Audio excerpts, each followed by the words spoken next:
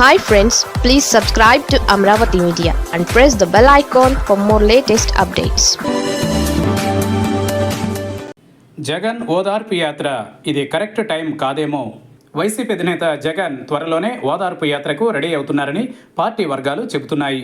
రాష్ట్రంలో ఘోర పరాజయం తరువాత విడతల వారీగా అన్ని ప్రాంతాల నాయకులతోనూ జగన్ భేటీ అయ్యారు.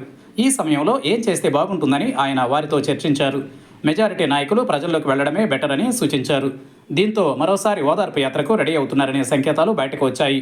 ఈ యాత్రలో అందరినీ కాకుండా ఎన్నికలకు ముందు, తర్వాత ఇబ్బందులు పడిన, దాడుల్లో గాయపడిన పార్టీ కార్యకర్తల కుటుంబాలను ఓదార్చాలని జగన్ నిర్ణయించుకున్నారు. వారికి భరోసా ఇవ్వడం ద్వారా పార్టీని తిరిగి లైన్లో పెట్టాలని భావిస్తున్నారు. అయితే ఇది మంచిదే అయినా ఇప్పటికిప్పుడు చేయడం వల్ల ప్రజల్లో సానుభూతి రాదని అంటున్నారు పరిశీలకులు. పైగా ప్రజలు ఇంకా వైసీపీ పాలనను మర్చిపోలేదని అంటున్నారు. ముఖ్యంగా కొన్ని నెలలు గడిస్తే కూటమి ప్రభుత్వంపై ప్రజలకు ఒక అవగాహన వస్తుందని, తమ ఆకాంక్షలు నెరవేరకపోతే అప్పుడు సహజంగానే జగన్పై సానుభూతి, వైసీపీపై సింపతి వస్తాయని, అప్పుడు యాత్రలు చేస్తే మంచిదన్న సూచనలు పార్టీకి అందుతున్నాయి.